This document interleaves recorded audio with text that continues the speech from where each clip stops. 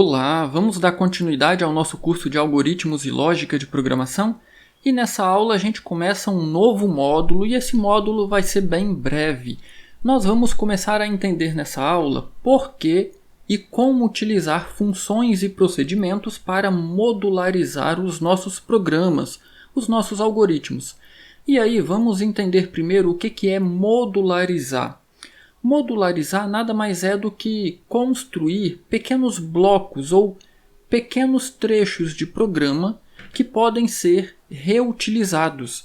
Aqui na interface principal do Portugal Studio, nós temos inclusive um módulo chamado Subrrotinas. Subrotina é um nome dado para esse processo de modularização.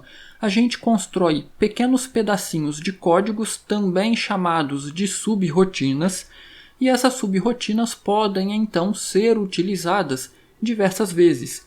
Nós, inclusive, já utilizamos várias funções e procedimentos ou várias subrrotinas nos algoritmos, nos programas que nós fizemos aqui em Portugal. Eu vou abrir aqui nesse sinalzinho de mais. Ao clicar aqui nesse sinalzinho de mais, perceba então que a gente abre um leque de opções aqui. E o primeiro que nós temos aqui chama-se procedimento e função. A partir desta aula é o que nós vamos começar a aprender como criar as nossas funções e procedimentos. Todo o restante aqui são exemplos de funções e procedimentos. Então perceba que o próprio ambiente Portugal Studio ele já traz aqui uma série de códigos que você inclusive pode estudá-los, você pode ver como foram construídos e baseado aqui nesses exemplos você pode construir então as suas próprias funções e procedimentos. Como eu mencionei, nós já utilizamos diversas funções e procedimentos.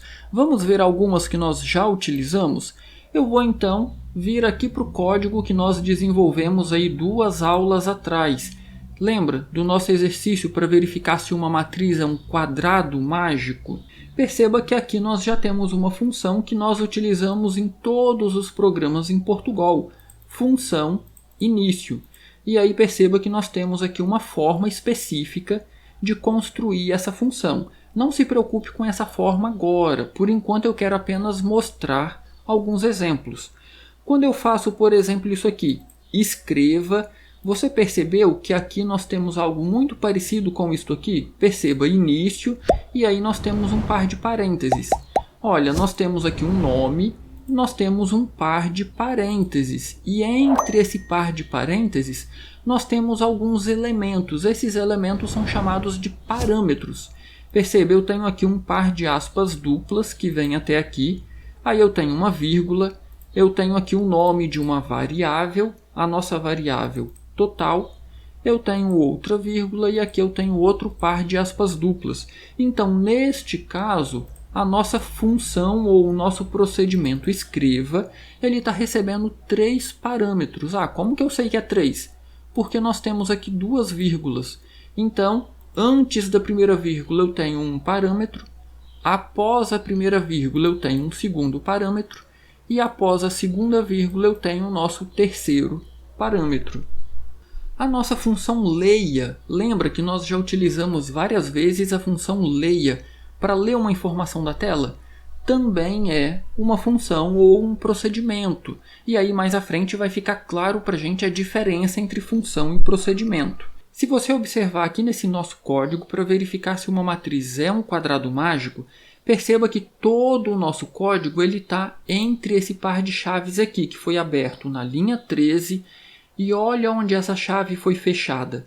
Ela foi fechada aqui no final na linha 68. Então, nós não fizemos a utilização ou nós não criamos funções e procedimentos para resolver esse problema. Nós resolvemos o problema escrevendo todo o nosso código dentro da função início. Isso pode ser feito sem nenhum problema, porém, quando a gente está resolvendo um problema maior ou um problema mais complexo, isso fica mais difícil, torna mais difícil o processo de resolver o problema. Perceba que muita coisa aqui foi repetido. Vamos dar uma avaliada no que nós fizemos aqui. Olha só, para as linhas. Eu tenho aqui 2 repetições, uma gerando o índice da linha e outra para percorrer a coluna E aí eu estou fazendo o somatório de cada uma das linhas e verificando se esse somatório é igual ao nosso total. Isso aqui pode ser feito? Pode, mas torna o processo de solução um pouco mais complicado. Imagina se eu tivesse uma função que recebe o índice de uma linha. Como assim o índice de uma linha? Eu quero calcular a soma da linha 0. Então, eu recebo como parâmetro o 0, que indica a linha 0. Ou o 1 para a linha 1, o 2 para a linha 2. Então, essa minha função recebe o índice da linha que eu quero calcular a soma, faço o cálculo da soma de uma linha específica e retorno essa soma. Retornando essa soma, eu poderia então verificar se essa soma é igual ao total. Então, perceba que o nosso código já ficaria bem mais simples. Eu tenho uma função que recebe o número da linha, calcula a soma e retorna. E aí eu poderia chamar essa função inúmeras vezes. O mesmo vale para a coluna. Nós poderíamos ter uma única função para calcular a soma de uma coluna. E aí eu passo para essa função qual a coluna eu quero calcular a soma. Coluna 0, coluna 1, coluna 2. E aí eu utilizo essa função diversas vezes para calcular a soma de cada uma das colunas. E no jogo da velha? Lembra que nós resolvemos também o jogo da velha? Então perceba que eu abro um par de chaves aqui na linha 11 e o nosso jogo da velha ele é bem mais extenso. E também perceba que todo o nosso código está dentro desse par de chaves que foi aberto aqui na linha 11 e olha onde ele foi fechado. Ele foi fechado aqui no final do nosso código na linha 120. Então tudo que nós programamos ou tudo que nós escrevemos está entre esse par de chaves da linha 120 e da linha 11. Novamente, pode fazer dessa forma? Pode. Só que fica muito mais fácil resolver o problema se a gente cria pequenas funções e procedimentos para resolver cada problema individualmente. Então a gente pega um grande problema, por exemplo, o jogo da velha, e vai dividindo em pequenos problemas menores. Isso facilita bastante resolver o problema todo, o problema geral. Por exemplo, olha só, eu tenho aqui a impressão do meu tabuleiro, certo? E aí nós temos 2 repetições apenas para fazer a impressão do nosso tabuleiro ou do jogo da velha. Se você bem se lembra dessa solução, aqui no final nós novamente fazemos a impressão, olha aqui, impressão do tabuleiro, quando alguém ganha. Então a gente imprime o tabuleiro novamente para verificar qual foi a linha, qual foi a coluna ou a diagonal que o jogador venceu. Se eu tenho um procedimento para fazer essa impressão, basta chamar o procedimento 2 vezes. A gente vai escrever esse trecho uma única vez e aí eu posso chamar ele aqui na linha 96 e também eu posso chamar ele aqui na nossa linha 26. Então perceba que o nosso código ele vai ficando bem mais simples. Outra forma que pode ser bem abreviada é a leitura de dados. Perceba que para fazer a leitura da coordenada nós temos aqui 2 faças enquanto. O mais interno é para verificar se linha e coluna são válidos entre 0 e 2 e o outro mais externo é para verificar se aquela posição jogada ainda não foi jogado, ou seja, se aquela posição está limpa, está vazia. Então eu posso ter uma função apenas para verificar se a posição jogada está vazia, outra para verificar se as coordenadas digitadas são válidas, e aí eu posso ter uma outra função ou procedimento para fazer propriamente a jogada.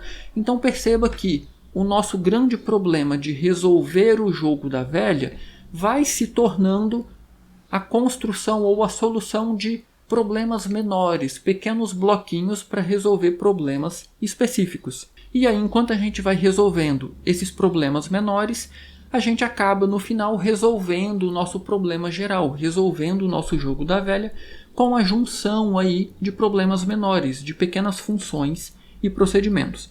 Então, esta aula aqui, este vídeo, foi apenas para dar um panorama geral do que são funções e procedimentos e como eles podem auxiliar na resolução do problema. A partir da próxima aula, nós vamos ver de forma bem individual e bem passo a passo o que é e como construir um procedimento, o que é e como construir uma função e qual a diferença entre os dois. Então, nos vemos na próxima aula, ok?